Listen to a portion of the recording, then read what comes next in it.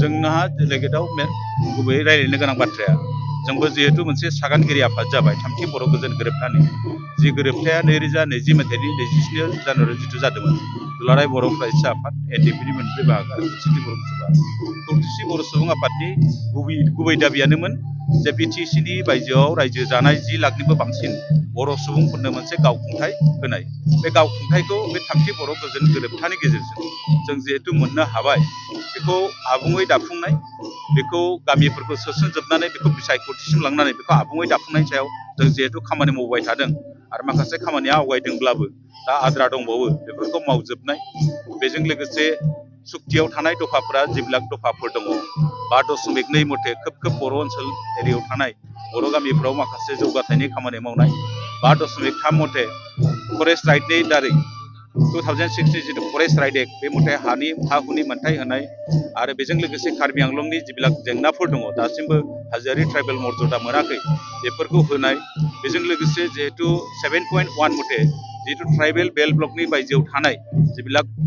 बर' सुबुंफोर दं बा ट्राइबेल सुबुंफोर दं बिसोरनि हा हुखौ रैखाथि होनो थाखाय माइक्र' लेभेलाव ट्राइबेल बेल्ट आरो ब्लक बानायनाय बेफोर खामानिखौ मावफुंनायनि थाखाय हयथ' डेलिगेट्सआव जों मोजाङै सावरायनानै सरकारखौ मा पलिसिजों बोरै नारसिननांगौ बेनि सायाव माखासे सावरायनाय जागोन आरो बे जोंनि सावरायनायाव जोंनि आसामनि बादैबो साखाथियाव थानाय रायजोआव जा कमिटि दङ अरुणाचलाव मोनसे कमिटि दङ स्टेट कमिटि मेघालयआव जोंनि कमिटि दङ आरो जों एबार जोंनि कमिटि गैयाब्लाबो गुबुन बोसोरनि बादिनो जोङो वेस्ट बेंगल त्रिपुरा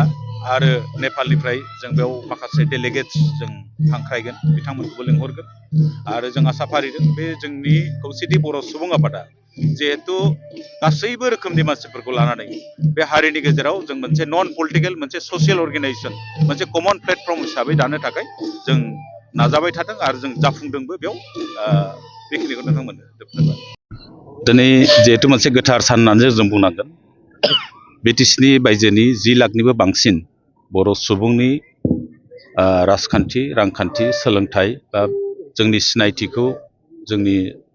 समाजखौ दावगाहोनायनि थाखाय जि मोनसे गिदिर थांखि लानानै 2014 मायथाइनि 18 जुलाइआव जोनोम जानाय खौसेथि बर' सुबुं आफादनि दिनै 12थि बोसोरारि जथुम्मानि जिथु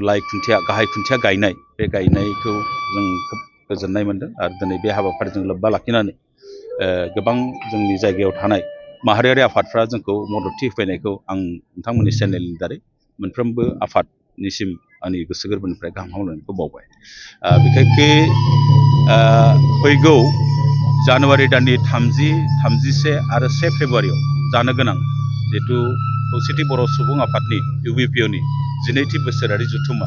बे जथुम्माखौ जोङो खोब गुवारै आरो खुंनो सानदों आरो बेयाव जोंना गुबुन रायजोनिफ्राय बेयाव मानसि फैगोन जोंनि आसामल' नङा जेरै खौसेथि बर' सुबुं आफादा बिटिसिनि बायजोआव गं 22 जिल्ला आफाद दङ गं 22 जिल्लायाव दं आरो 120निबो बांसिन दखरा आफाद दं गासै जोंनि मावथिफ्रा 6,000नि एसे बांसिन जायो जों आसा खालामदों जोंनि डेलिगेट्सआव 5,000नि बांसिन एबार सुबुं जागोन डेलिगेट्सआ आरो हारिमु गुबुन माबाखौ लानानै 10,000निबो बांसिन मावथिफ्रा बेयाव थाबाय थागोन आरो जोंनि 1 तारिखआव अपेन सेसन जानो गोनां आरो गुबुन हाबाफारियाव जों सानदों 50निफ्राय 1 लाखनि गेजेराव जों मानसि बेयाव गेदारिं जानायखौ जों आसा खालामदों आरो जागोन बादिखौ जों नुदों जिहेतु जोंनि बे सानजारि नोगोर सिमेन्ट सापरियाव जिखुनु मेल मिटिं खुंबा मानसिफ्रा एसे गोबां जायो।